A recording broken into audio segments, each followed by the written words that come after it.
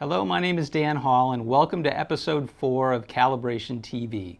First off, I need to apologize for leaving you all hanging so long without a new episode.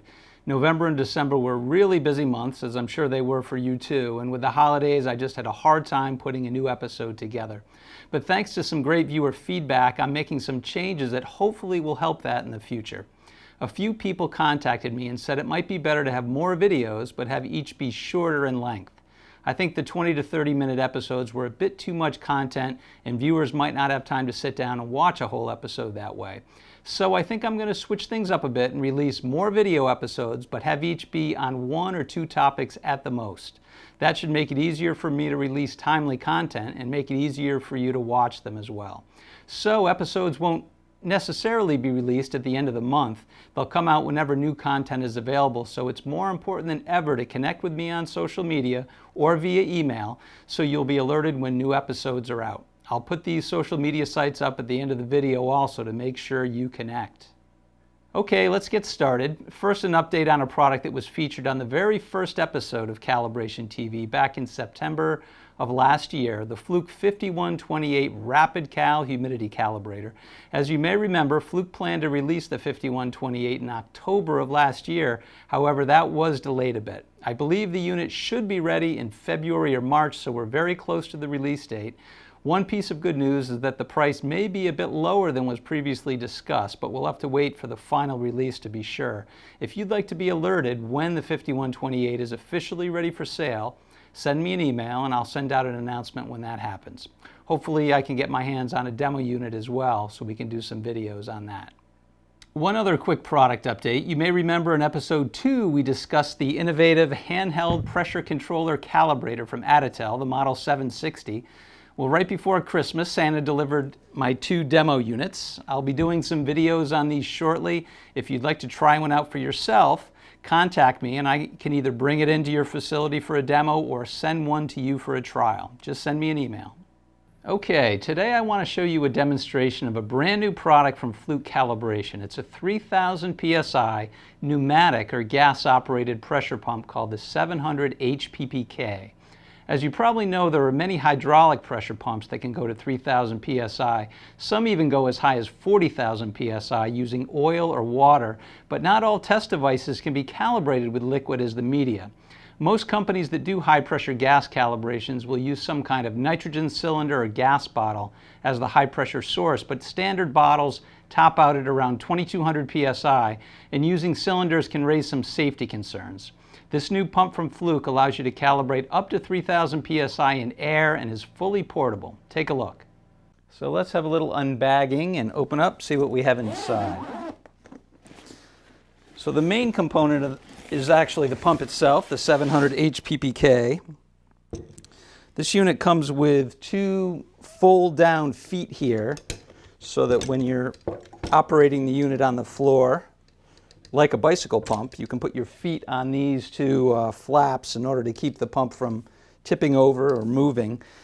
This one assembly is actually comprised of 2 parts.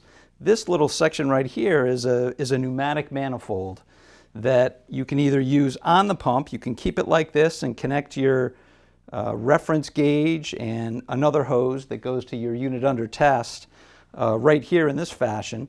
Or you can remove this manifold assembly. There's a pin right here, and you can remove this manifold assembly and use it on the bench if you want.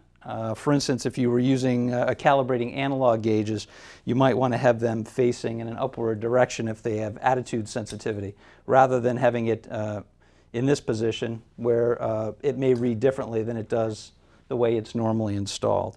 So this manifold can either be used on the pump or on the bench. This pneumatic manifold assembly has a fine vernier control here, a variable volume.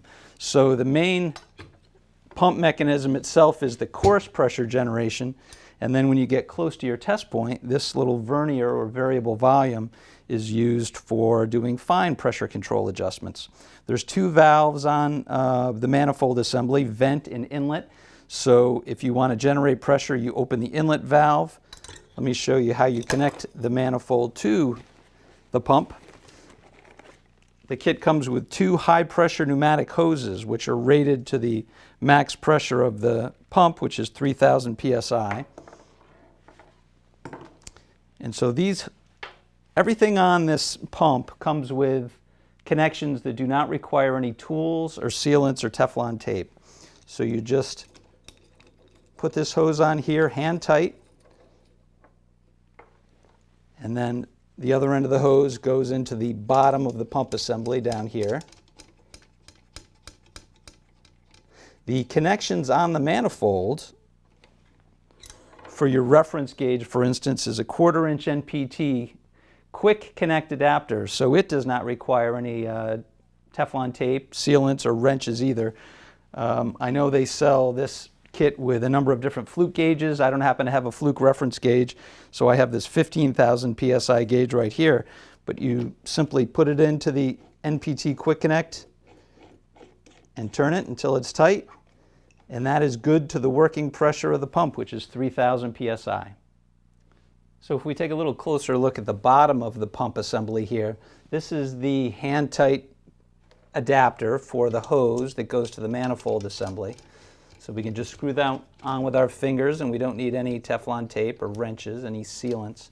This is a gauge, a very small gauge, but a gauge up to 3,000 psi, so we have a rough idea without looking at a reference gauge what pressure we're at when we're generating pressure on the system. If I turn this around, bring this a little bit more forward, let me just zoom out a bit, you can see that there's a desiccant cartridge on the back of the pump. So as it draws in inlet air when we're using the pumping mechanism, it actually runs that air through a desiccant dryer, which will keep the air that goes to our test device, our unit under test, less chance of it condensing inside the unit. And there is a replacement desiccant recharge inside the bag. So as I mentioned, the manifold assembly can either be used on the bench or it can be used on the pump and kept on the pump while you're calibrating. This manifold assembly, you simply press it against these 2 pins, and when it slides down, there's a pin over here that locks in place so that it can't accidentally become disconnected. But when the manifold assembly is on the pump, you can still use the variable volume to do fine pressure adjustment, and could have your reference gauge facing in this fashion. If I screw this on the NPT Quick Connect, and then the reference gauge would be facing up so that you could read it, and the bottom connection to your UUT or your device under test, you would use the other high pressure hose to go to that device. So let's go ahead and generate some pressure on our manifold. I've got the pump on the floor, using it like a bicycle pump, so my feet are on the little flanges on the side. This is our vent valve. We want that to be closed so that we're not bleeding off pressure to atmosphere. We will use that when we decrease pressure, but we want that to be closed. We want our inlet valve to be open, and this hose coming into the side is coming from our pump that's down on the floor. So let's say we wanted to set 1,000 psi as our first test point. So it says to use full strokes on the pump. That way we'll get the most pressure generated. When we get close to 1,000 psi, we want to use the variable volume on the side of the manifold. So we're getting close. I'm going slowly on the pump. You see we got to about 985. Now if I use the variable volume, I can bring the pressure up to our test point of 1,000 psi. And this is not too hard to turn, even at 1,000 psi.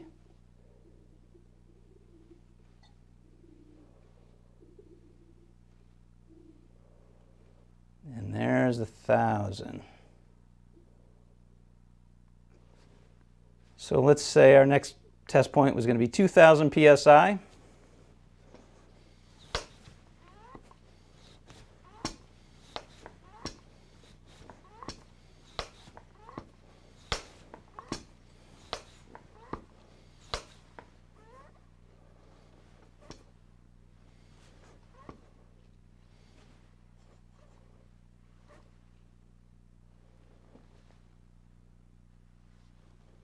So we have to let the adiabatic cooling happen when we generate pressure on gas.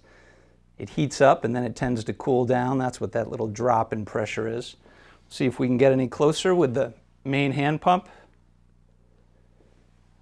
Got it almost to 2,000. Now if we use the variable volume again, we can bring that right up to 2,000 psi. So we have some good sensitivity on the variable volume, good fine pressure control. If I had an extra digit of resolution on this gauge, I probably would be able to control to that too, judging by how many turns I have for 1 psi. 2,000 psi. So if I want to do a decreasing test point, I use the vent valve here, and what you'll notice when you open it is that it doesn't crack it right away. The pressure does not immediately begin dropping down. It has quite a few turns, which is good. There's some nice sensitivity. So if you see how slowly I can drop the pressure down, I can tick down at a very low rate. And as I continue to open it, it'll drop a little bit more. So let's say I wanted to go down to 1,000 psi as a cal point.